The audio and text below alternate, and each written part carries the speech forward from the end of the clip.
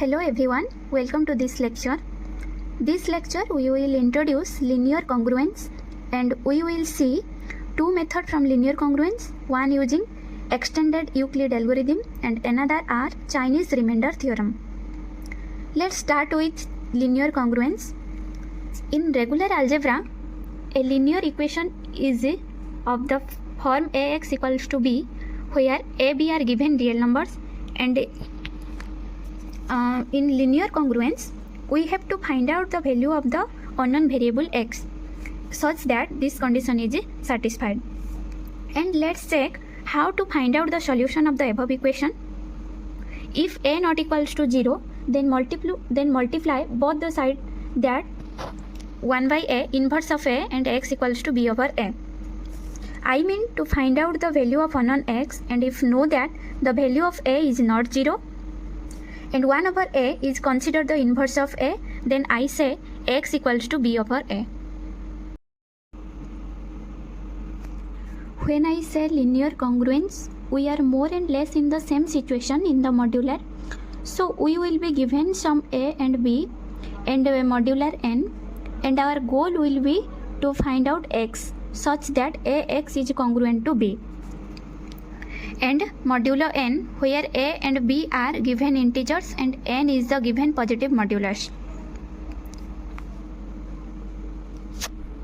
And ax is the congruent to b and modulo n, that means ax when divided by n and b divided by n gives the same remainder, and we have to find out the value of x, or equivalently ax minus b is completely divisible by n. Let's say see a example 6x congruent to 4 modulo 10.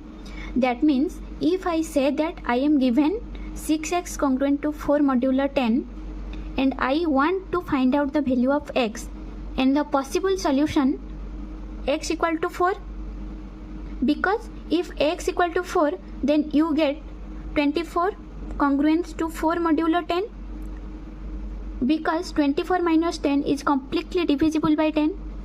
If you substitute x equal to 9, then you get 54 congruent to 4 modulo 10, which is again true because 54 minus 4 completely divisible by 10.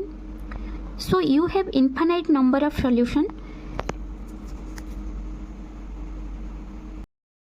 Now let's see how we can solve linear congruence using extended Euclid algorithm.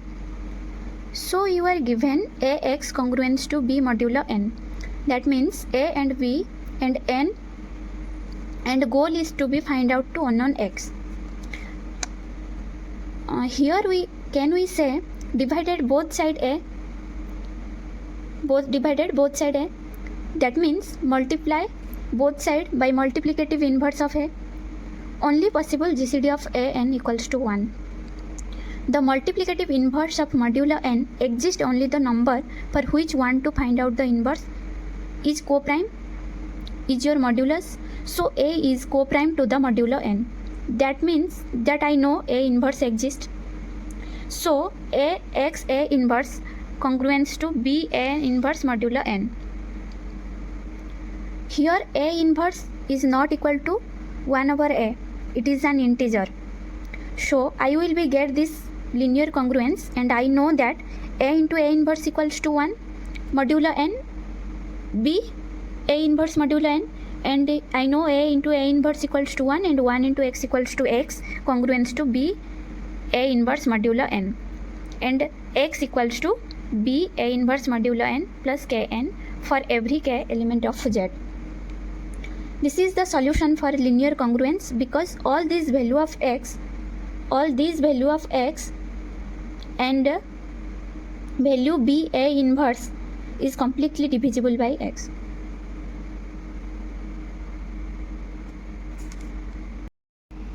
Instead, I will discuss another way of solving linear congruences and set of linear congruence, and this method is often called as Chinese remender theorem.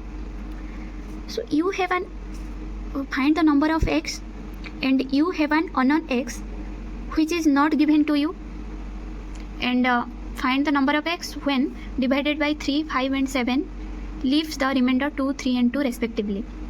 Here x which is not given to you, and it is given to you that when x is divided by 3, then it gives the remainder 2, and when 5 is and 5 which will remainder 3 and 7 is gives to remainder 2. And you can find out the infinite number of x satisfy this condition. And what the Chinese remainder theorem says, it gives at least one x which satisfy this condition. Then from that we can find out the another value of x. The above puzzle can be formulated as system of linear congruence as follow. Find x such that x congruence to 2 modulo 3, x congruence to 3 modulo 5 and x congruence to 2 modulo 7. And here this x, my goal is to find out unknown x and satisfy linear congruence. It is congruent to 2 modulo 3, 3 modulo 5 and 2 modulo 7. And the properties that you are given 3, 5 and 7 various modulo, those individual modulus are co-prime, pairwise co-prime.